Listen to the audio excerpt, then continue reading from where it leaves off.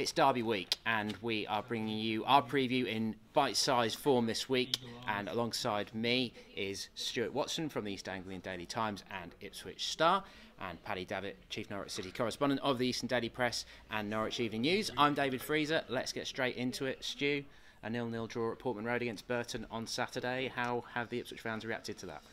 Not good. No, it was possibly the worst performance of the season. Definitely the worst performance of the season. A Burton side that came into it rock bottom, 5 straight defeats, were leaking goals for fun, and Ipswich didn't lay a glove on them, to be honest. 85th minute, ironic cheers, loudest cheer of the day when they finally produced a tame shot on target, their first of the game. So that's a snapshot of the mood at Ipswich at the moment. But Paddy, conversely, Norwich a decent result at Derby on Saturday, flying high in the table. A 1-1 draw. You feel that Norwich fans are sort of full of optimism ahead of Sunday? Yeah, I think so, Dave. I think, as you said, going to Derby second in the table, longest unbeaten run in the Championship, 11 unbeaten, and to concede after about 12 minutes, you thought going to be a long afternoon here, but maybe it shows how far they've come under Daniel Farke, because for the remaining 70-odd minutes of that game, an eventful game. Obviously, we all know about the penalties and the spats and the diving claims, but ultimately, when the dust settled, another point and another sense of a step forward. And in contrast to what Stu said there, I think most of the Norwich fans will be relishing this game. They can't wait for it, which probably wasn't the case going to Portman Road early in the season. To look at it positively, Stu, the only team that have beaten Ipswich in the last 5 games is Wolves, so there must be something about them. They must have a bit of steel to them. Yeah, well, Mick McCarthy's sides have always got that togetherness and spirit about them. That was the main concern from the weekend, that some of that wasn't apparent really, but in general over the course of the season they've been a spirited together group of players. Away from home the form's been pretty decent. I think they've won 5 on their travels, which is the same number that Norwich have won at Carrow Road. They've scored 19 goals away from home. Good stats. So they're capable of getting results. They've won 2-0 at Sunderland fairly recently. They went and got a 1-0 win at Derby away from home prior to Christmas. So they're improved this season from where they were this time last year, no doubt about it. But nevertheless, there's a sense of this is kind of an end of an era at Ipswich Town at the moment. A lot of apathy surrounding where the club's at, heading into a 17th successive season in the Championship, in contrast to kind of where Norwich are at the start of a new project and the start of perhaps it's a long-term plan that's coming together at Norwich, and we don't have that sense down at Ipswich at the moment, unfortunately. You feel like Daniel Farke's really got his feet under the table now, that people have almost got faith in the work that him and Stuart Webber are doing?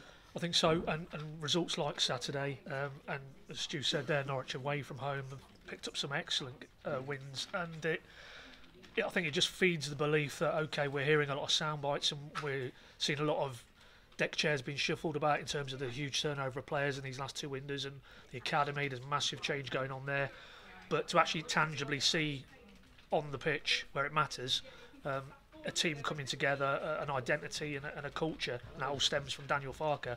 I think it does feel that, as we stand here today, that things are moving in the right direction. Clearly the town fans have voted with their feet to a certain extent with the low attendance that was at Portman Road on Saturday. Is it possible that Mick McCarthy's time at the club is coming to an end? Still yet to win against Norwich, is he? Yeah, more than possible. Out of contract in the summer, of course. It's been a bit of an on-running saga with his press conferences. Is he going to stay? Is he going to go? If you'd have asked me a few weeks ago, I'd have said almost certainly it looked like there would be a shaking of hands between him and the owner, Marcus Evans, at the end of the season. Thanks for everything you've done over 5-6 years, but we need to freshen things up and try and re-enthuse a fairly apathetic fan base. But the last couple of weeks, he's drip-fed a couple of lines into his press conferences that he might stay after all, and maybe he'll the way Mick is, he might want to prove a few people wrong, and the owner on a fairly limited budget might ultimately see him as the safest pair of hands going forwards. But I'm not sure the fan base is probably going to accept more of the same, to be honest. Very much a Yorkshireman as well. There's a bit of talk about Barnsley. Do you know if there's anything in that? Are Barnsley at all interested in Mick? Well, there's been no contact. Mick said that himself, and I bumped into the MD in Milne at the weekend, and he reiterated that. But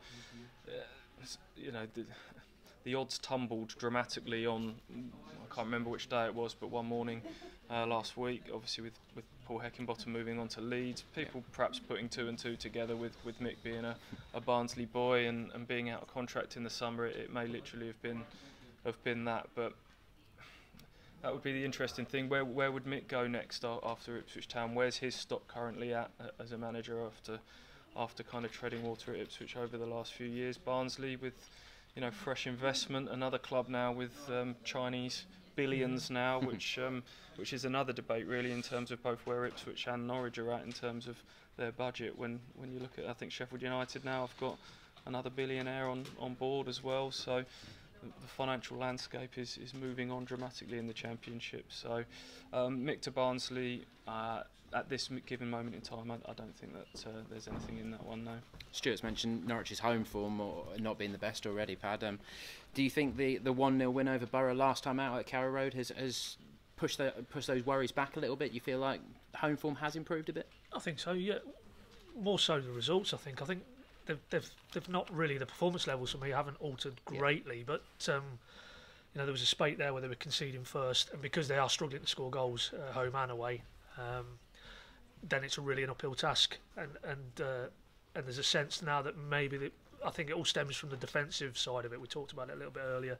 You know, it feels now with Angus Gunn in front of a back three of Hanley, Zimmerman, Closer, that is a really solid platform now, and because of that, that's giving the rest of the side confidence that they know they're going into games, and home or away, top or bottom of the table, they can grind out defensive platforms to give them hopefully a Madison or a Leitner as it is now, and hopefully an Oliveira come Sunday from a Norwich perspective, that they can find a little bit more of a cutting edge. So yes, I think it feels a little bit different at Carrow Road in recent weeks to the early part of the season, but ultimately, if Ipswich get their noses in front early on, I think those sort of fears will surface again. Okay, I think that'll do for that subject then, chaps. We'll have 2 more videos for you on the key players ahead of the game and also Norwich's derby dominance. So if you haven't watched them yet, check them out on our YouTube channel.